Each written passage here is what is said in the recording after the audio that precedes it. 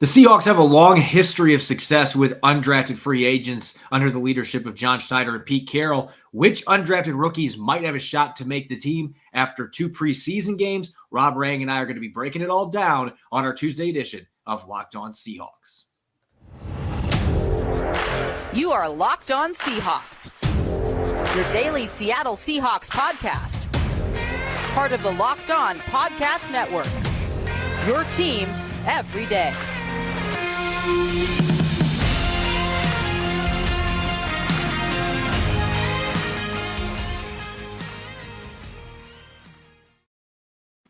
Greetings, 12. This is Corbin Smith, your host for Locked On Seahawks. Joining me for today's episode, my co-host in crime, Rob Rang. Thanks to all the 12s out there for making Locked On Seahawks your first listen 5 days a week. We greatly appreciate it.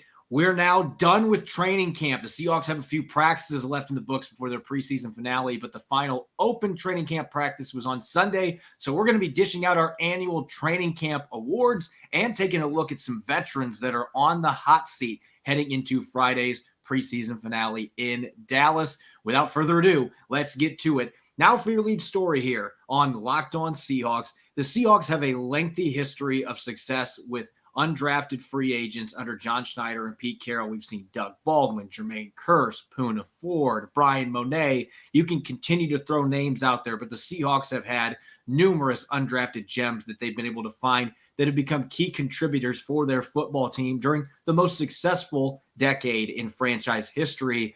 But in 2022, Rob, it kind of feels like we're in one of those strange seasons where there might not be an impact rookie coming from their undrafted class. And some of it might have to be doing with the fact that there's 9 draft picks that have a good chance to all be on this football team. Not a lot of roster space for the undrafted players heading into a new season.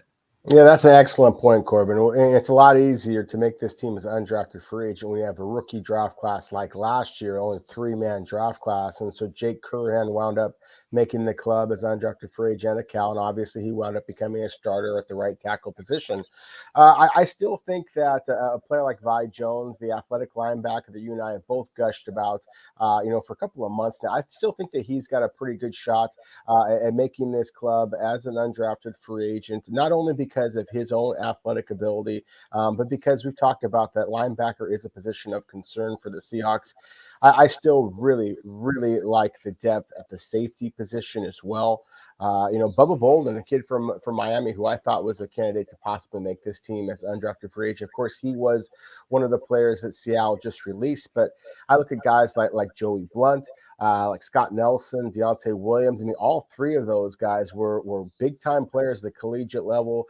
Senior Bowl executive Jim Nagy kind of especially talked about Deontay Williams, and I've been impressed by what I've seen on tape with him.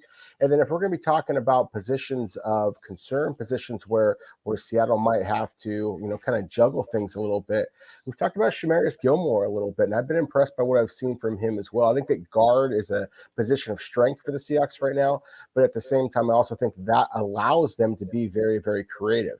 And when you have a player like Gilmore, who is as durable as he was at the collegiate level, then I think that he is one of those kind of guys that if he does not make Seattle's team or their practice squad, then he certainly would be a player that a lot of other clubs would have a great deal of interest in.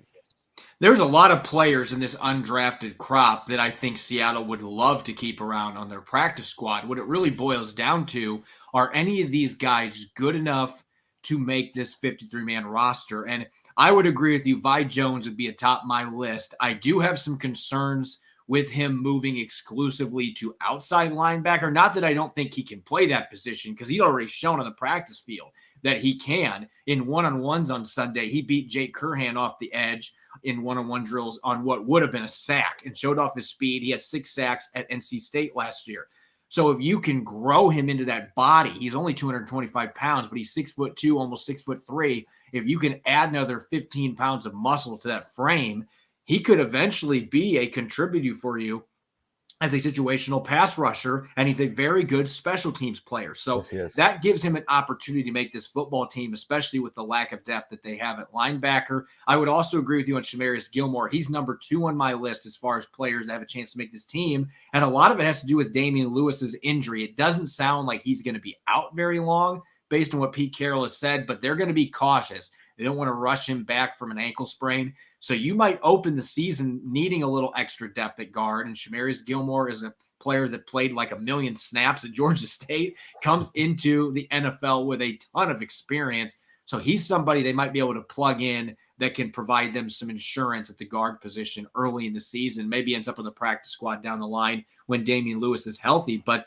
you've got those two players. The safeties, there's certainly some interesting ones to consider as developmental prospects. They clearly didn't view Bubba Bolden in that same light. I was with you. I thought he was going to maybe be one of the most intriguing undrafted rookies they had, but Scott Nelson's probably been the most impressive on defense in the first 2 preseason games, has gotten high grades from Pro Football Focus, has been flying all over the place. He is a little banged up, so that is something to consider. If he's out for more than a couple days, can't play in this preseason finale, that is really going to hurt his chances of making this football team. Let's talk wild cards real quick, though, because, Rob, you and I both know players like John Radigan a year ago. John Radigan was not on the radar to make this football team because he was hurt almost all of training camp. And yet by week 2, he was on the 53-man roster. And so there are a couple guys in this undrafted crop that I could see doing that. And one of them that is really a true wild card, I did not think a week ago we were going to be mentioning this name, but Kevin Cassis, who didn't even play the last couple years, was one of those players that was severely impacted by COVID coming out of Montana State. This kid has been really good in training camp, had a really nice preseason game against the Bears, and coaches such as Sanjay Law have unprompted brought him up a few times. He's got that crafty route running, more athletic than you would think, kind of has a Wes Welker type skill set. Again, I'm not comparing him to Wes Welker, but similar play style.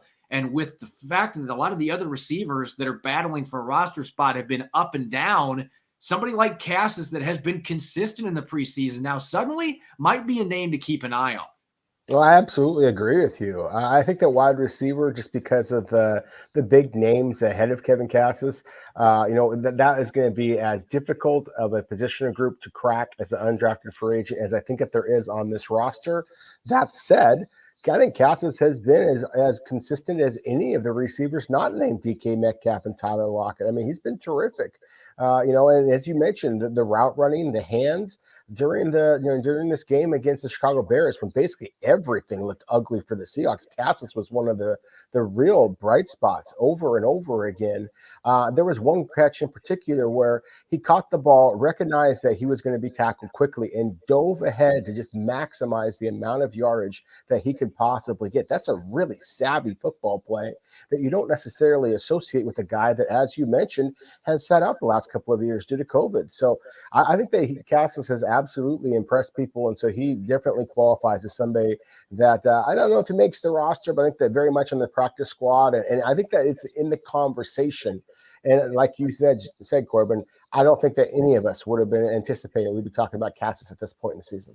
Yeah, and you could maybe throw a couple of the safeties we mentioned, like Deontay Williams. He's had kind of a quiet camp, but was a really good player in Nebraska.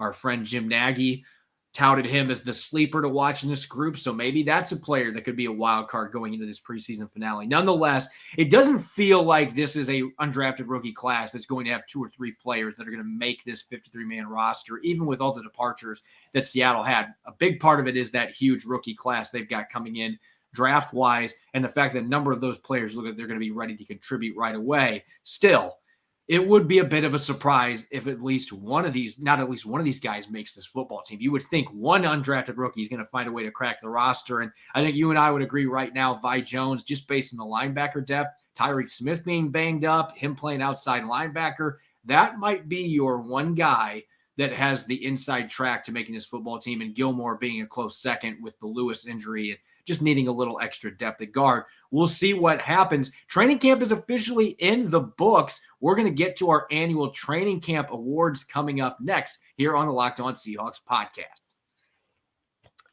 Before we dish out training camp awards, I want to talk to you about a product my wife and I use literally every day. We started taking AG1 from Athletic Greens because we want an easy, delicious way of improving our gut health, and we found it. With one delicious scoop out of this green canister, we, and you as well, could be absorbing 75 high-quality vitamins, minerals, whole food-sourced superfoods, probiotics, and adaptogens to help you start your day right. This special blend of ingredients supports your gut health, your nervous system, your immune system, your energy, recovery, focus, and aging. It's lifestyle friendly. We drink it first thing in the morning, even before our coffee. It contains less than 1 gram of sugar, no GMOs, no nasty chemicals or artificial anything, while still tasting good. We've experienced better, sounder sleep and recovery. It supports mental clarity and alertness. Athletic Greens doesn't just make it easy to get healthy, it's easy to get to. That's because Athletic Greens is going to give a free 1-year supply of immune-supporting vitamin D and 5 free travel packs with your first purchase. All you have to do is visit athleticgreens.com/NFL Network. Again, that is athleticgreens.com/NFL Network to take ownership over your health and pick up the ultimate daily nutritional insurance. You're listening to the Locked On Seahawks podcast. I'm your host, Corbin Smith. Joining me as always, my co-host in crime, Rob Rang. We are going to dive now into our training camp awards. The Seahawks had their last open training camp session for fans on Sunday. Now they're going to be wrapping up the rest of their preseason with regular season mode, limited opportunity for media members as well. So we're moving on to the next phase here of the 2022 season. Rob, let's start with the most important award when we're looking at the training camp here. Who was the MVP of this year's training camp for the Seahawks? Can be offense, defense, special teams. Who, in your opinion, was the most impressive, most valuable player over the past 3.5 weeks? I kind of struggled with this honor, Corbin. I thought that Jordan Brooks, you can make an argument for him. I certainly think that Geno Smith has been the best of the quarterbacks at this point, and obviously we all know the value of the quarterback position. So just inherently, you could be mentioning Geno Smith. Certainly, the great Tyler Lockett and DK Metcalf always deserve some type of acknowledgement. But in terms of the player that dropped my jaw a couple of different times, was Rashad Penny. There's no question about it. I thought that he was the best player on the field at two different practices that I attended in person. And so at this point, I have to say number 20 is the MVP for me for the Seahawks. It's going to be crazy, but I'm staying in the backfield with my selection too. And there were some other names I considered. And I know some of our listeners are thinking we want Drew Lock to be the quarterback, not Geno Smith. But Geno Smith has been the most consistent quarterback of the two.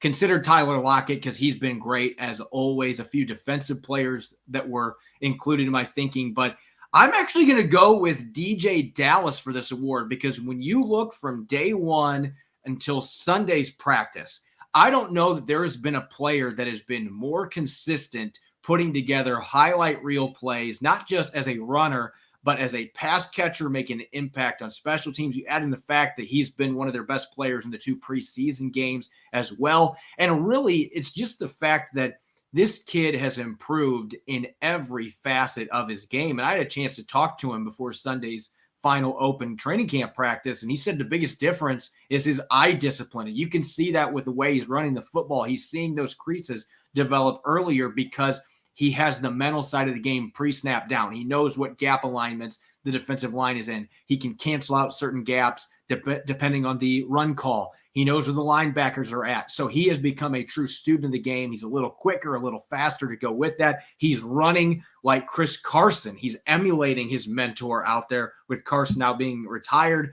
In honor of Carson, he's playing with a chip on his shoulder, just running with power. I just think you look complete package. He has been the best player on the field from start to finish in this training camp. And with Ken Walker III maybe being out a few weeks to open the regular season, he's probably your number 2 running back behind Rashad Penny, which means he's going to get plenty of playing time early in the year that he has certainly earned with a really sound training camp. Now let's go to the defensive side. Defensive MVP, the defensive player of training camp. Who wins this award, Mr. Rang? Well, as I mentioned before, I think that Jordan Brooks deserved acknowledgement for MVP on either side of the ball. So certainly on the defensive side, I think that he takes the cake. He's just been, just a different level. And we've talked so much before about what a drop off in terms of just talent and production it is from Brooks and obviously Cody Barton to everybody else on Seattle's roster. And I would argue between Barton and Brooks for that matter. So I just think that Jordan Brooks is just a whole different level. He is Seattle's superstar. on the defensive side of the ball. Certainly a tip of the cap to the two safeties, but I just didn't see them make enough plays in training camp to justify this type of honor, but certainly recognize that all three of them are all pro players, and that's why we have such high expectations for Seattle's defense this season. I'm going to go with somebody that was a relative no-name going into training camp. The Seahawks did get to see him play in 5 games late last year. He started the season finale and played well against the Arizona Cardinals, but Josh Jones was re-signed in May. It's not like he was a priority player for them to bring back. They bided their time and then they re-signed him, but he has been their most consistent player on defense, and he's come through with some big plays. He picked Geno Smith off not once but twice in training camp practices. He's come up and he's made some big hits. He's done that in the preseason games as well. His presence has put Marquis Blair on the brink of maybe losing his roster spot, and he's been getting a lot of reps with the first team playing with Jamal Adams and Quandre Diggs. So I feel like he not only has made this football team, but he has positioned himself to play a lot of snaps on defense when they are in sub packages. He can play special teams. He can play both safety spots. You can line him up near the box. He can play deep, has the ball skills and athleticism to be a free safety. And so he gives the Seahawks that much more flexibility on the defensive side of the football, just with that positional versatility, the skill set, the athleticism he brings to the table. I just think he has been really impressive from day one all the way till Sunday's final training camp practice. And I don't even think this is a guy that's on the bubble at this point. I think with what he's done the last 3.5 weeks, he is clearly on this roster, and he's going to be battling now just to get those reps on game day on defense and special teams. Next up on our training camp awards, top rookie. Now, I actually had a really hard time with this because this is a rookie class that has lived up to the hype for the most part so far. You've got a number of guys that have played themselves into a position to maybe start or at least play some significant reps on Sundays. So, Rob, this was a really challenging one. Who did you ultimately pick as your top rookie? I would agree with you, Corbin. I think that there is multiple rookies that deserve some type of acknowledgement, but there's 2 guys in particular that I think that people are crazy if they don't mention here. I'll go with the cornerback, Tariq Woolen.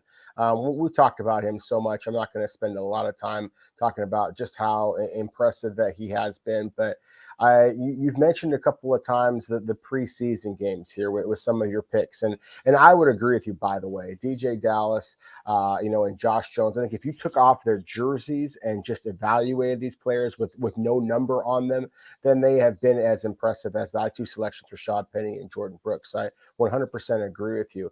Tariq Woolen, I think, would be in that conversation as well, as far as just being a guy who has just been unbelievable on the field. But as I mentioned, again, it's the preseason games that you mentioned previously to kind of help justify your selection. So I'll go those preseason games as well. And I was very much on Tariq Woolen and his inability to tackle cleanly in the opener. So his impressive tackling ability in the second game against Chicago, when obviously there wasn't a lot of bright spots, what was definitely impressive. And then just the closing speed for those folks who saw that rare cornerback blitz where they sent Tariq Woolen in and he was running down the line. I mean, my goodness, I don't know if I've ever seen a corner close that quickly, and that's exciting stuff. So certainly Tariq Woolen for me. But again, I think there's another player out there in the rookie class that certainly deserves a great deal of lavish praise here.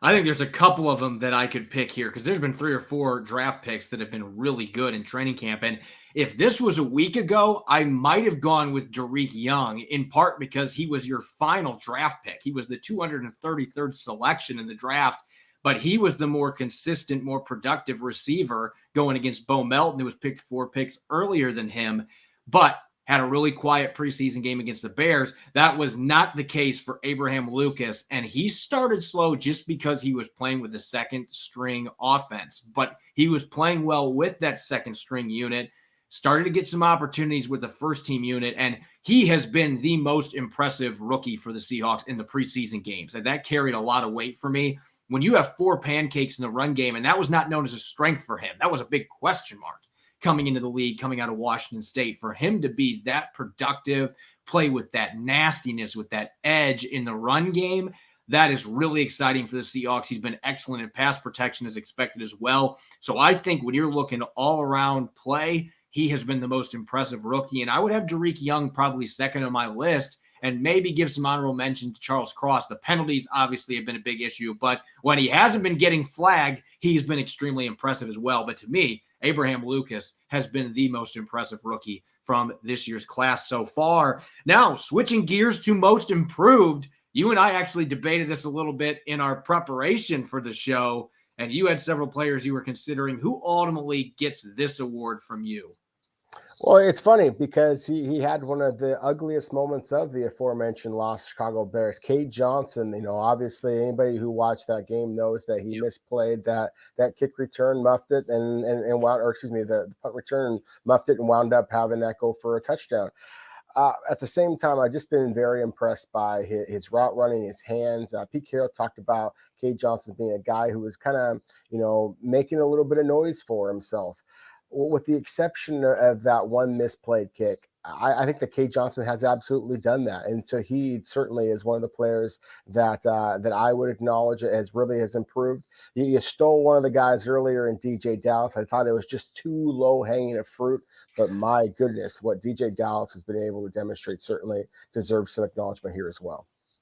Yeah, I thought about double dipping with Dallas, but how much fun is that? There's another player on the defensive side of the football that deserves this award just as much as anybody.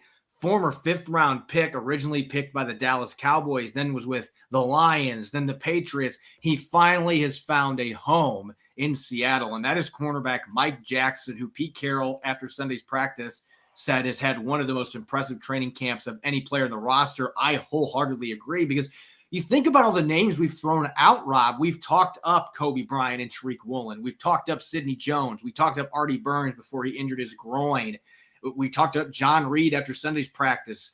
There's been so many players at that cornerback spot that have come through with really strong training camps, and yet throughout it all, Mike Jackson has quietly had just as good of a camp as anybody. And the thing that he does that really lends himself well to Seattle's defense is his tackling ability. This defense, we have been critiquing them. We've been criticizing them for the poor tackling these first 2 preseason games. There's been an exception to the rule, and that's Mike Jackson. He has come up and laid down the law as a tackler. He's made a lot of plays in coverage throughout training camp, whether he's been with the first stringers going against DK Metcalf and Tyler Lockett, or with the third stringers going up against lower tier guys. It has not mattered. This guy is a gamer. He's got a better football IQ at this point. He literally told me that in an interview earlier in training camp, that he just feels like he sees the game differently than he did when he first came in from Miami as a 5th-round pick 4 years ago. And now he's got this prime opportunity with Trey Brown still being out. It's looking more and more likely he won't be ready for the start of the regular season. I think Mike Jackson now has carved himself out a roster spot, and he still might be in the mix to start for this football team. He's gotten some first-team reps in recent weeks, and he's done well with those opportunities. Pete Carroll likes him. The coaching staff likes him. To me, he has easily been the most improved player on the defensive side of the ball. Yeah, you talked me into it. I certainly can't deny that. I was pretty high on Mike Jackson coming out of Miami years ago, but there's no question about it. He has been an NFL journeyman, and he has played like a starter for the Seahawks. We've been spending all this time talking about great players and surprising stories, things like that. Corbin, I have a quick question for you. You've been to so many more of these practices than I have. I can tell you the most impressive play that I've seen have been some of these runs by Rashad Penny, as I mentioned earlier. That's why he's been my MVP of the Seahawks 2022 training camp. But I ask you, sir, what's been the most impressive play, most impressive feat of athleticism or arm strength or whatever the case might be that you've seen during the Seahawks 2022 training camp? I could easily, go with some recency bias and mention Jacob Eason's bomb to Bo Melton, where he burned Tariq Woolen in Sunday's practice. But I'm going to go with another play where Tariq Woolen had a much more favorable outcome, because this, to me, is the kind of play that shows you the freak athlete that we are talking about in Tariq Woolen. It was last week. It was Drew Lock, his Tuesday practice. He's playing with the ones right before he tests positive for COVID, was clearly under the weather, but threw across his body, and Tariq Woolen, who was playing on the other side of the field, somehow got in position to jump a curl route in the middle of the field and intercepted it. Now, he obviously followed his receiver. He trailed his receiver inside a bit, but still, the amount of ground that he made up to go pick off that pass, you can count on one hand how many cornerbacks in the NFL could make that play. He might be one of one just with his size and his 4.26 speed, and Pete Carroll was gushing about it.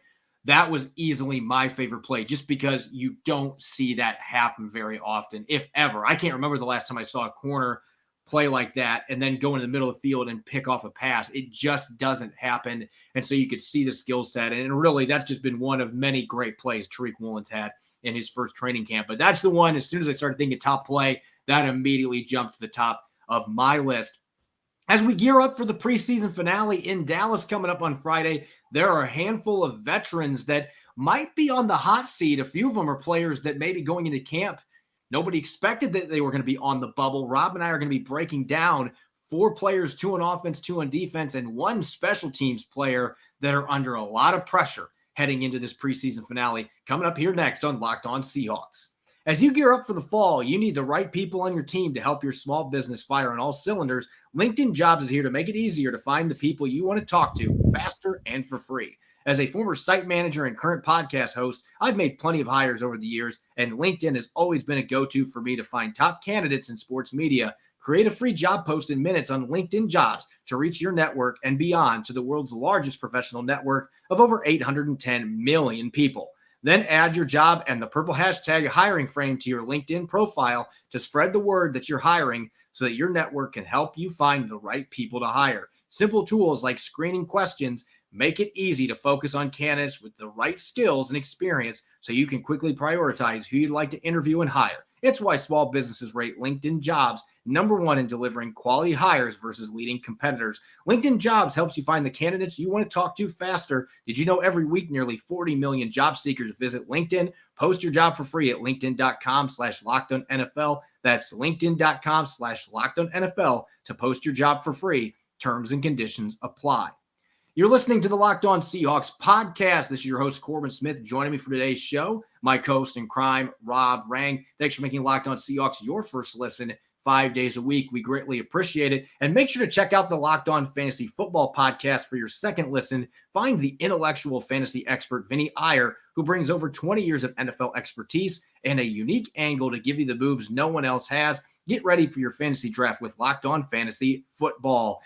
We're getting close to the preseason finale, just 4 days away until the Seahawks will be traveling down to Texas to face the Dallas Cowboys, and then we'll be a little under 2.5 weeks away from the start of the regular season. And this time of year, the term that gets thrown around a lot, who is on the bubble? Which players are on the right side of the bubble? Which players are on the wrong side of the bubble? And there's always a few surprises sprinkled in there. We've already had one in this cutting cycle, Rob, with Joel Iyiegbuniwe, a free agent signing in March, getting cut at the 80-man cut down. That was way earlier than anybody anticipated that they would move on from somebody that they just gave a 1-year contract early in free agency. But surprises happen this time of year. And you and I both talked about this before the show. It feels like there's a few veterans that maybe weren't expected to be on the hot seat that now are on that hot seat heading into this preseason finale, particularly on the defensive side of the football. Well, I think you have to start the conversation with Marquis Blair. I mean, obviously, this was a former second-round pick just a couple of years ago. He has flashed like an old school Polaroid, over and over again over the last couple of years. But of course, the struggle with durability and all of the missed tackles that we saw, and basically what wound up being a horrific game against the Chicago Bears.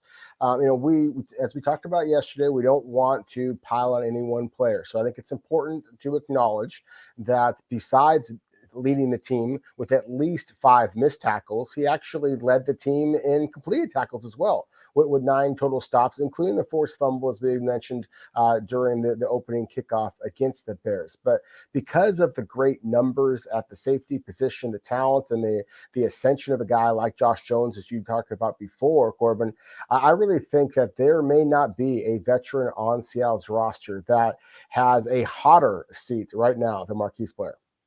And I think the close second is on the defensive side of the football, and he was drafted 15 or so picks before Marquis Blair back in 2019. And I'm going to say the same thing about LJ Collier. I'm not looking to pile it on him. And I was really hoping that this 3-4 defense was going to bring out the best in Collier. I've still got some hope that it will. He has been hurt, so it's been a little different situation. Marquis Blair has been active for both the preseason games. He's been active throughout training camp. He is coming off of another knee injury, so that's something to consider. But Collier has been dealing with an elbow issue. He returned to practice on Sunday. It's looking like he's going to be able to play on Friday, and that's good news because I don't even know that this is necessarily as much about LJ Collier as it is about Miles Adams, who has been one of the most impressive players. He was somebody that I considered for most improved as well, because all he's gone out and done is get a couple of sacks in these 2 preseason games. He's been disruptive. He's played some with the first team defense in training camp practices. He's proven he can play in a 3-4 or a 4-3. So it's the presence of Miles Adams, a player that's much cheaper, that they can have club control for a couple more years. LJ Collier's in the last year of his contract. They obviously didn't pick up his 5th-year option. That presence of a player in Miles Adams who's younger, much cheaper, has more club control, that is going to make it a far more interesting decision for the Seahawks, because I think Clint Hurt and Pete Carroll have genuinely been very excited about where LJ Collier fits into this new scheme, playing exclusively defensive tackle. And he was having a pretty good training camp before he got hurt. So if he can pick up where he left off, he's still got a chance to make this football team. But I think the presence of Miles Adams and all the other depth that the Seahawks have in the interior defensive line, he is far from guaranteed to make this roster. And if he's not at 100%, he's not able to have a really good preseason finale. That might put him on the outside looking in, heading towards the start of the 2022 regular season. Now, flipping gears to the offensive side, we've talked about Collier and Blair, but we haven't really looked at the offensive side of the football. And you had a couple candidates on the offensive line that stood out to you as a potential surprise cuts or trade candidates. Who ultimately is your veteran that's under the most pressure on the offensive side of the ball? Well, you mentioned some of the offensive linemen, and so I'll start off there real quickly with the idea of Gabe Jackson. I talked about this before. If you're going to make the youth movement at the tackle position that Seattle obviously is going to be making here, then why not carry that over at guard? And Pete Carroll has talked about that he views Phil Haynes as a starter, and obviously Damian Lewis coming off with the injury right now, then that's changed things a little bit. It really reinforces the value of having depth that a guy like Gabe Jackson provides Seattle. But still, there are so many clubs out there who are in need of value or veteran offensive linemen. So I still think that Gabe Jackson provides that. Phil Haynes provides that a little bit as well, just for the same reasons that you were talking about before, as far as youth, as far as contract status. Then I think that Haynes just makes a little bit more sense for Seattle to keep in the long term. But because of the injuries along the offensive line, I don't know that necessarily is going to be the case. Linebacker, on the other hand, especially the inside linebacker spot, we've talked about, kind of bemoaned the lack of of high-end talent, or at least established producers at the inside linebacker position. And Nick Bellore is as long in the tooth as just about anybody on this team. He is an incredibly versatile, tough, hard-nosed competitor. At the same time, I just think that his best football is behind him. I see a guy that I just don't know is still at playing at the high NFL level that Seattle needs, especially considering, again, just the youth movement that we're seeing. So, again, if we're talking about veterans who are on the roster bubble, who I think have to be very, very concerned, Nick Bellore, I think, very much is among those guys. And Bellore is still technically their fullback, even though he's been playing defense all the training camp. And so he can be included on offense. We won't count that as cheating. He is kind of that do-it-all Swiss Army player. But for me on offense, I'm going to go a little bit more out in left field. And I'm going to go with a player who improved a lot in his sophomore season, doubled his production across the board. And I think there were pretty high expectations for Freddie Swain going into this training camp. I've been very underwhelmed by what I have seen from him on the practice field. He obviously had that really bad drop in the Thursday loss to the Chicago Bears in that first drive that should have been a first down that got the Seahawks past midfield. Geno Smith could not have thrown that pass any better than he did, and Swain let it hit him in the chest. He's dropped some passes in training camp practices. It just feels like, and maybe I'm being a bit too harsh because other receivers haven't stepped up either, but he's had a very quiet training camp. Everything that comes to mind has been negative plays. And it almost looks like one of those situations where we're talking about a kid that came into the league with a fairly high floor for a 6th-round pick coming from Florida. I just don't know what that ceiling looks like. I see a player that has regressed, not a player that's improved. Maybe the light switch comes back on here and he has a big final preseason game. He needs it, though, because some of the other veterans Seattle has, some of those young players that they're intrigued by, including their 2 7th-round picks, Derek Young and Bo Melton, I don't think that he has a roster spot necessarily locked up. And I didn't think I'd be saying that here in late August, but based on his performance in camp and the preseason games and what other players have done in those same settings, I just don't think that it would be fair to lump him into the lock thing for the 53-man roster. I think he's far from it. Right now, I think he makes the team, but it's a much closer call than I anticipated. And if a couple other receivers step up and have big games Friday and he stays quiet or makes some more mistakes, I would not be stunned if he ends up getting put on the chopping block at the end of the day, because he's a former 6th-round pick. If the Seahawks have some other guys they're more intrigued by that have more club control and they feel have higher ceilings, you're in the middle of a youth movement. Even a player like Swain that isn't an old player in year 3, if you don't perform, you become expendable. You certainly do. I think the wide receiver position and, again, that inside linebacker position, Corbin, are 2 positions that we should be watching and talking about. Would not be surprised at all when it's all said and done and Seattle lines up the field against the Denver Broncos. The 53-man roster that includes receivers and linebackers actually winds up having some players that have not been in Seattle during this time. And it wouldn't be surprised at all to see Seattle pluck some players that have been released elsewhere. I want to throw one more name into the hat because we've both got an offensive player. We both got a defensive player. Special teams, you could have probably thrown about 15 guys in this list with the way they played on Thursday night. But I think you and I both reached this agreement before the show. There has got to be pressure on Jason Myers at some point. I'm still stunned the Seahawks did not bring in competition for him this offseason. Even if it wasn't meant to be a situation where they were bringing somebody in, well, you have a legitimate opportunity. If Pete Carroll's going to live up to the always compete mantra, Jason Myers barely made 70% of his field goals last year. That just isn't going to cut it. 2 years earlier, he had a rough first season with the Seahawks. He obviously was perfect in 2020, but he has been fleeting in terms of consistency, even for a kicker. And he missed a field goal on Thursday night. He has missed some field goals in practice over the last couple of weeks. It just doesn't seem like he is clicking on all cylinders, getting closer to the start of the regular season. And I would think if he misses another field goal in their preseason finale or makes a mistake kicking the football, at some point, John Schneider and Pete Carroll got to be like, hey, waiver wire, are there any kickers that might be worth bringing in? Because you got to start thinking about, was 2020 a fluke and last year was more on par with what we would expect from him? Yeah, I think that's the case. And then, again, it always comes down to money. And Jason Myers is making an awful lot of money in comparison to some of the other kickers around the National Football League. And so, again, I don't know that, Seattle will tell you that they're competing for a Super Bowl always. But I don't know that the difference between Seattle winning the Super Bowl and having a potential top 10 pick in this year's draft class is going to be determined based on who their kicker is. So, again, those dollars that you're allocating to that position, if he is not playing at a high level, then you do leave yourself very vulnerable, much to the same point that you made before about Freddie Swain and the fact that he is in year 3. You are expecting there to be some improvement at this point, and it does feel like he's flatlined a little bit, especially when some other receivers with similar versatility, like a Penny Hart, for example, have had spectacular camps. As always, you can follow me on Twitter, Corbin Smith NFL. You can follow Rob at Rob Rang. Check out Locked On Seahawks. We're available on Apple Podcasts, Google Podcasts, Spotify, and streaming video form 5 days a week on YouTube. Coming up on our next episode on Wednesday, Rob and I are going to be revisiting some of the positional battles taking place for the Seahawks heading into the preseason finale, and we're going to take a look at what's new with the Dallas Cowboys, Seattle's upcoming Friday opponent. You won't want to miss it. Enjoy the rest of your day. Thanks for listening. Go Hawks.